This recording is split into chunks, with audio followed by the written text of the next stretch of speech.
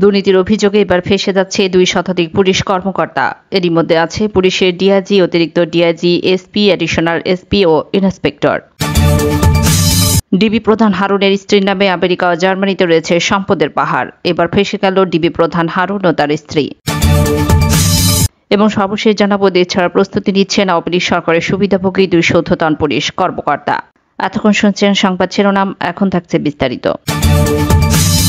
2008 সালে নির্বাচনে জয়ী হয়ে ক্ষমতা গ্রহণের সাথে সাথে আওয়ামী লীগের নেতৃত্বাধীন মহাজোট সরকার ক্ষমতা আঁকড়ে ধরে রাখার সুদূর প্রসারী পরিকল্পনার অংশ হিসেবে পুলিশ বাহিনীতে নগ্ন দলীয়করণ শুরু করে। ক্ষমতা গ্রহণের পর প্রথম 4 বছরে পুলিশ বাহিনীতে দলীয় অনুগত 32,000 পুলিশকে নিয়োগ দেওয়া হয়। এর মাঝে শুধু গোপালগঞ্জ জেলা থেকে নিয়োগ দেওয়া হয় 8,000 পুলিশ সদস্য। কোনো নিয়ম নীতি তোয়াক্কা না করেই শুধু দলীয় বিবেচনায় আওয়ামী লীগের অনুগতের নিয়োগ দেওয়া হয়। বিরোধী মতের মানুষের দমনপীড়নে এইসব পুলিশ সদস্যদের হাতিয়ার হিসেবে ব্যবহার করার অংশ হিসেবেই এই নিয়োগ দেওয়া হয়। ফ্যাসিবাদী আওয়ামী লীগ সরকার পুলিশ প্রশাসনের নিয়োগের ক্ষেত্রে মুক্তিযোদ্ধা, পোষ্য, নারী এবং এলাকা ভিত্তিক সুনির্দিষ্ট কোটা থাকলেও তা একেবারে উপেক্ষা করে নগ্ন দলীয় বিবেচনাতে নিয়োগ প্রক্রিয়া শুরু করে। ক্ষমতা গ্রহণের পর প্রথম 4 বছরে পরিসংখ্যান অনুযায়ী প্রধানমন্ত্রী শেখ হাসিনার এলাকা গোপালগঞ্জকে কেন্দ্র করে ফরিদপুর, মাদারীপুর, শরীয়তপুর ও রাজবাড়ী এলাকা থেকে 10,000 পুলিশ সদস্য নিয়োগ ও পদোন্নতি দেওয়া হয়। গোপালগঞ্জে কোটা অনুযায়ী 800 লোক নিয়োগের নিয়ম থাকলেও এই একটি জেলা থেকে নিয়োগ দেওয়া হয় 8,000 এবং 2,000 নিয়োগ দেওয়া হয় বৃহত্তর ফরিদপুর জেলার বিভিন্ন উপজেলা থেকে। এইসব নিয়োগের মাধ্যমে সরকার পুলিশ বাহিনীকে গোপালগঞ্জ করণের দিকে ধাবিত করতে থাকে, যা বর্তমান সময়ে এসে সরকারের অন্যতম লাঠিয়াল এক বাহিনীতে পরিণত হয়েছে। একে একে এবার দেখে নিই আইন শৃঙ্খলা রক্ষার নাম করে গতি রক্ষার জন্য গুরুত্বপূর্ণ পদে নিয়োগ দেয়া গোপালী পুলিশদের সম্পর্কে। ডিএমপি কমিশনার হাবিবুর রহমান একজন গোপালী পুলিশ। এই হাবিবুর রহমান পুলিশ বাহিনীর গোপালগঞ্জ করণের ক্ষেত্রে মুখ্য ভূমিকা রাখে। ঠিকানা জালিয়াতি করে 1000 কনস্টেবল নিয়োগ দৈনিক প্রথম আলোতে 1 যুগ আগে প্রকাশিত সংবাদ থেকে জানা যায়, ঢাকা জেলা থেকে চলতি বছরে সর্বশেষ নিয়োগ পান 258 জন। এদের 200 জনের বাড়ি গোপালগঞ্জ ও তার আশেপাশের এলাকায়। বর্তমান জেলা পুলিশ সুপার হাবিবুর রহমান তাদের নিয়োগ দিয়েছেন। হাবিবুর রহমান নিজেও গোপালগঞ্জের বাসিন্দা, অর্থাৎ DMP commissioner Habib police super থাকাকালীন সময় থেকেই পুলিশ বাহিনীতে গোপালগঞ্জের মানুষদের নিয়োগের ক্ষেত্রে অতি উৎসাহী ভূমিকা পালন করতে থাকেন। হাবিবের পরে এই তালিকায় দ্বিতীয় ব্যক্তি হচ্ছে বাংলাদেশের অন্যতম কুখ্যাত পুলিশ কর্মকর্তা সাবেক আইজিপি বেনজির আহমেদ। গোপালগঞ্জের বাসিন্দা এই বেনজির আহমেদকে নিয়ে শেখ হাসিনা তার অনেক ভয়ঙ্কর পরিকল্পনা বাস্তবায়ন করেন। তার মধ্যে অন্যতম ছিল হেফাজত ইসলামের ওপর 5 মে শাপলা চত্বরে গণহত্যা। এ তালিকায় তৃতীয় ব্যক্তি হল র্যাবের ডিজি হিসেবে কর্মরত এম খুরশিদ হোসেন। প্রকাশ্যে তিনি ঘোষণা দিয়েছেন, যতই স্যাংশন আসুক ভয় পায় না।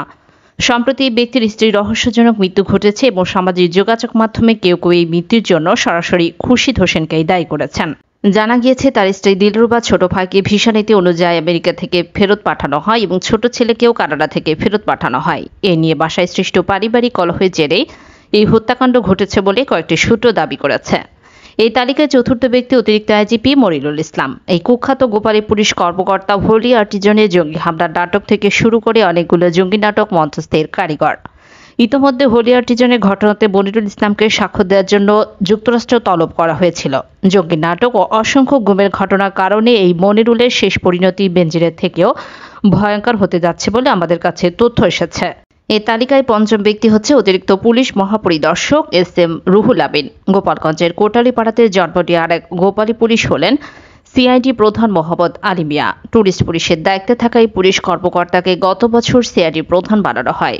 রেলে পুলিশের প্রধান বানানো হয়েছে গোপালগঞ্জে জন্ম নেওয়া দিদার আহমেদকে। পুলিশ ব্যুরো অব ইনভেস্টিগেশন ও পিবিআই প্রধান দায়িত্বে আরেক কুখ্যাত পুলিশ কর্মকর্তা বরজ কুমার মজুমদার। এই বনজের জন্ম পিরোজপুরে, যা গোপালগঞ্জের টুঙ্গিপাড়ার নিকটবর্তী।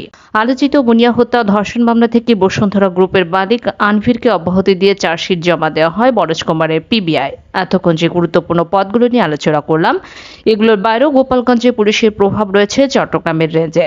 চট্টগ্রাম রেঞ্জে ডিআইজি হিসেবে নিয়োগ দেওয়া হয়েছে গোপালগঞ্জের পুলিশ নূরে আলম বিনাকে। তাছাড়া রাজশাহী রেঞ্জে ডিআইজি হিসেবে নিয়োগ দেওয়া হয়েছে গোপালগঞ্জের আনিসুর রহমানকে। পুলিশে ব্যাপকভাবে গোপালগঞ্জের মানুষকে নিয়োগ দেওয়ার ক্ষেত্রে সরকার শুরু থেকেই পুলিশের নিয়োগ পরীক্ষাতে অস্বচ্ছতার আশ্রয় নেয়। 2013 সালে বিষয়টিকে অনুধাবন করে প্রথম আলো পত্রিকার সংবাদের শিরোনাম করেছিল, মেধাকোটার শীর্ষে গোপালগঞ্জে, অর্থাৎ ফলাফল ঘোষণার ক্ষেত্রে বা মৌখিক পরীক্ষার ক্ষেত্রে গোপালগঞ্জের মানুষের বাড়তি সুবিধা দিয়ে তাদের মেধা তালিকাতে সর্বোচ্চ আসনে আসীন করা হয়। আর এভাবেই অযোগ্য দেশ বিরোধী ফ্যাসিবাদী আওয়ামী লীগ গোপালী পুলিশ দিয়ে পুলিশ বাহিনীকে জেলা ভিত্তিক নিয়োগের ক্ষেত্রে গোপালগঞ্জকরণ করে ফেলে এই সরকার।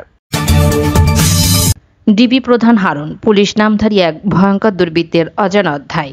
কর্মজীবনের শুরু থেকে ব্যবসায়ীদের কাছ থেকে চাঁদা আদায়, জমি দখল, গ্রেপ্তার, বাণিজ্য ইত্যাদি নানা অপকর্মের মাধ্যমে আর 10টা অসৎ কর্মকর্তার মতোই নিজেকে তুলে ধরেছিলেন হারুন।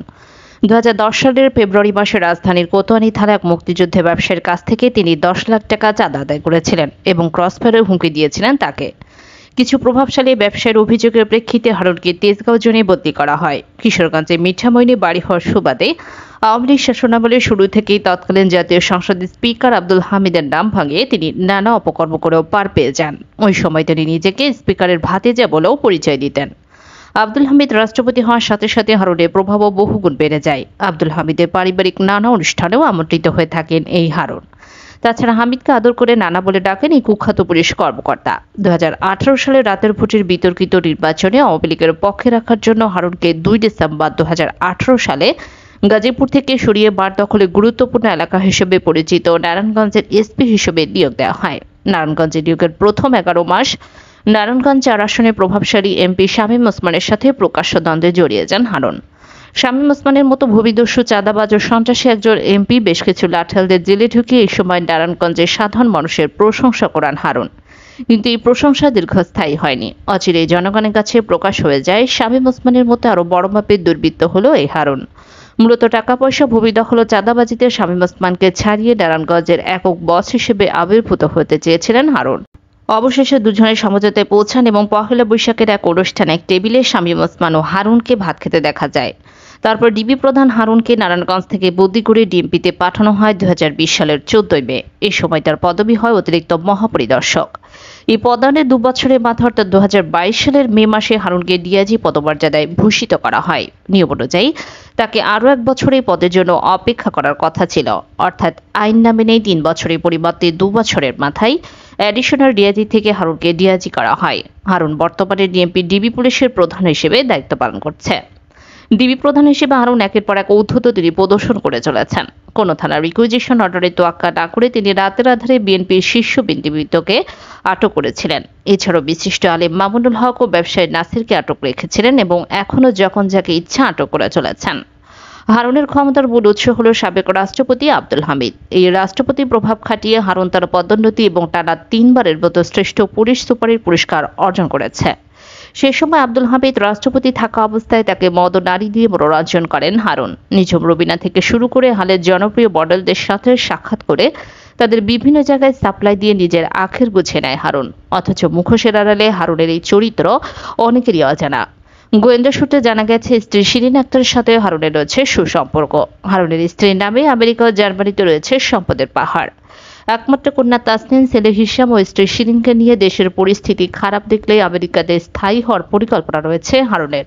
যদি কোনো কারণে যুক্তরাষ্ট্রে নিষেধাজ্ঞা পান তবে জার্মানি বা অন্য কোনো ইউরোপের দেশে চলে যাবে হারুন ও তার পরিবার। দেশ ছাড়ার প্রস্তুতি নিচ্ছেন আওয়ামী লীগ সরকারের সুবিধাভোগী 200 পুলিশ কর্মকর্তা। এরই মধ্যে মার্কিন যুক্তরাষ্ট্র, কানাডা, যুক্তরাজ্য, ফ্রান্স, জার্মানি সহ ইউরোপের বিভিন্ন দেশে ভিসার আবেদন করেছেন তাদের অনেকে। গোয়েন্দা সংস্থা ও বিভিন্ন মিশন সংস্থা থেকে জানা গেছে জুনের প্রথম সপ্তাহ থেকে ভিসার আবেদনগুলো করা হয়েছে। এই তালিকায় ঢাকা মেট্রোপলিটন পুলিশ, ডিএমপি সদ্যবিদায়ী কমিশনার, অতিরিক্ত আইজিপি, ডিআইজি, অতিরিক্ত ডিআইজি সহ এসপি মর্যাদার বেশ কয়েকজন কর্মকর্তা রয়েছে। তবে সংখ্যার থেকে 20 থেকে 25 ব্যাচের কর্মকর্তাদের আবেদনের পরিমাণ বেশি। আর বেশিরভাগ কর্মকর্তার পছন্দের শীর্ষে রয়েছে আমেরিকা ও কানাডা। সংশ্লিষ্ট একাধিক সূত্রের তথ্য মতে ডিএমপি সাবেক কমিশনার শফিকুল ইসলাম, 12তম ব্যাচের অতিরিক্ত আইজিপি রুহুল আমিন, অতিরিক্ত আইজিপি কামরুল আহসান, অতিরিক্ত আইজিপি আতিকুল ইসলাম, 15 ব্যাচের কর্মকর্তা বরিরুল ইসলাম, শাহাবুদ্দিন খান, মাহবুব রহমান, খন্দকার লুৎফর কবির, আলী মাহমুদ, কৃষ্ণপদ রায়, 17 ব্যাচের কর্মকর্তা হাবিবুর রহমান, 18 ব্যাচের কর্মকর্তা আসাদুজ্জামান, 18 ব্যাচের কর্মকর্তা মাহবুব আলম আমেরিকার ভিসার আবেদন করেছেন। 17 ব্যাচের মিজানুর রহমান, হাফিজ আক্তার, আনোয়ার হোসেন এবং মঈদুদ্দিন কানাডার ভিসার আবেদন করে রেখেছেন। 17 ব্যাচের আব্দুল বাতেন ফ্রান্সের ভিসার আবেদন করে রেখেছেন। 18 ব্যাচের ইমাম হোসেন এবং মোজাম্মেল হক জার্মানির ভিসার আবেদন করে রেখেছেন। 15 ব্যাচের কর্মকর্তা বলজ কুমার মজুমদার ভারতের ভিসার আবেদন করে রেখেছেন। 20 থেকে 25 ব্যাচের কর্মকর্তার মধ্যে শাহমিজান মোল্লা, নজরুল মোস্তাক আহমেদ, নোরে আলম মিন্না, শাহ আবিদ, আতিকুর রহমান, মাসুদুর রহমান, সৈয়দ নজরুল ইসলাম, কানিজ ফাতেমা, হারুনুর রশিদ, শেখ রফিকুল ইসলাম, মারুফ সর্দার, বিপ্লব কুমার সরকার, সাজ্জাদুর রহমান, জায়েদুল আলম, মেহেদী হাসান, মিজানুর রহমান, ফরিদ উদ্দিন, মোহাম্মদ জাকারিয়া, সঞ্চয় সরকার, জসিমউদ্দিন, আশরাফ হোসেন, মইনুল হক, আনিসুর রহমান, মাসুদ হোসেন, সুনন্দ রায়, প্রলয় কুমার জর্দা সহ বেশ কয়েকজন রয়েছেন। দেশ ছাড়তে প্রস্তুতি নেওয়া কর্মকর্তার পছন্দের শীর্ষে আমেরিকা, কানাডা হলেও অনেকে জার্মানি, যুক্তরাজ্য, সুইজারল্যান্ড, ফ্রান্স, পর্তুগাল, গ্রিস, তুরস্ক ও থাইল্যান্ডের ভিসার আবেদন করেছেন। তবে ইতোমধ্যে কতজন ভিসা পেয়েছেন তা এখনো নিশ্চিত হওয়া যায়নি। গোয়েন্দা সূত্র জানায়, বিগত 14 বছর ধরে ক্ষমতাসীন আওয়ামী লীগের আমলে পদপদবি, অর্থবিত্ত অর্জন এবং ক্ষমতার অপব্যবহার করে পুলিশ কর্মকর্তাদের মধ্যে এক ধরনের আতঙ্ক বিরাজ করছে কিছুদিন ধরে। উল্লেখ্য, নানা দেশে ভিসার আবেদন করা পুলিশের ঊর্ধ্বতন কর্মকর্তাদের বেশিরভাগই বিগত এক যুগ ধরে অতি উৎসাহী হিসেবে বিরোধী দলমতের ওপর দমনপীড়ন চালিয়েছেন।